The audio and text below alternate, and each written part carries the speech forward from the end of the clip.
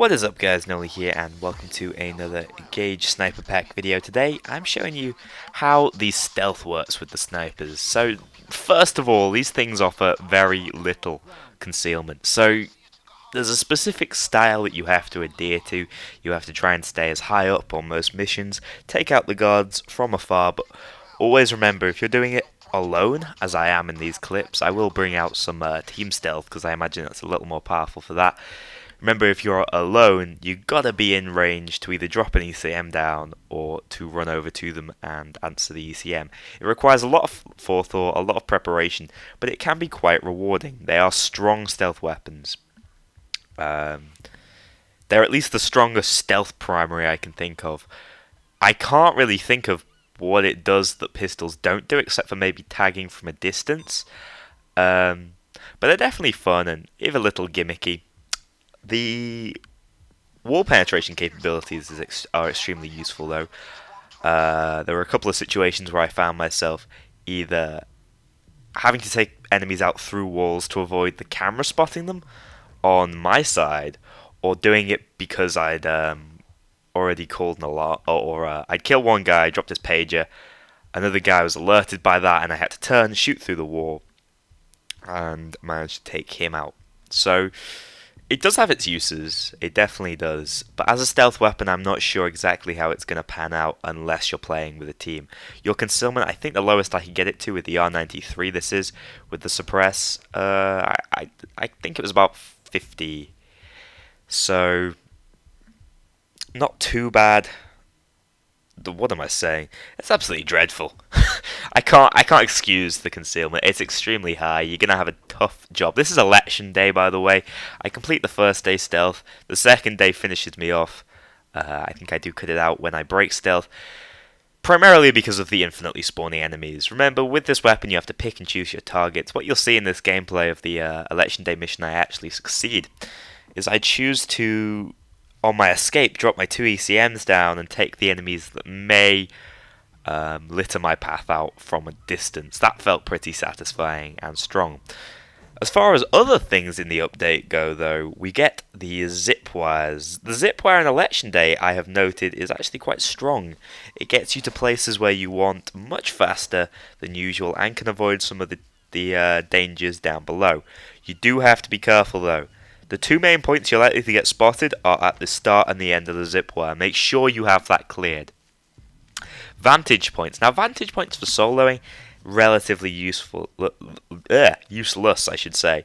If you have the theoscope, you can possibly take up the vantage point and try and get as many enemies red lighted as possible, so that you can obviously go from there, knowing vaguely where the enemies are going to be when you get down to the actual stealthing. But of course, because you have to be there interacting close to the enemies, the sniper and the vantage points are not perfect for the actual up close and personal stealthing, so the actual objectives, and that's what makes the solo stealthing a little weak. However, if you are playing with a team, I can see this being one of the most powerful assets a stealth team can have. You purchase the vantage point on Framing Frame, Day 3 for example, you can definitely have a perfect spotter telling you guys where about the enemies are, where they imagine the items are that you need to pick up. Of course, the iPods, the laptops. And they're definitely going to be an asset to you with a team. So always think about that if you have someone with the Sniper Pack DLC and you're stealthing some of the harder stealth missions. The sniper definitely comes into his own. The theoscope is fun to use. And I actually found some use for the rangefinder, to be honest. I worked out the sort of distance wherein I could run to answer their pager in time, and that was quite powerful for me. I imagine the distance will differ based on your perks, but for me, I could fire from about 80 meters max and reach it. So, yeah, I'm really glad that the rangefinder had some use. I was thinking since its release what I could do with it. But other than that, the snipers are strong outside of the stealth, of course, and so even if you compromise the damage a little bit with the suppressor, you're probably not going to be doing too little damage for the mission itself if stealth goes wrong. So you can definitely consider it as a stealthy alternative to a silent secondary. So you can go in with your suppressed sniper and your regular shotgun. That way you have a stealth option and you have your shotgun if things go south. So the sniper definitely offers you some different options within the game, a few more dynamics it opens up, and of course, like I say, the vantage points and particularly the zip wires can be used to great effect to speed up certain portions of the mission and to cut out difficult stealthing areas. Overall, I actually really enjoyed my experience stealthing with the sniper, even though I was on my own. I felt a little more professional for one reason or another.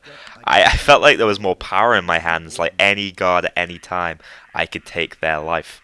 One other thing to note is they are good for taking cameras out from a distance.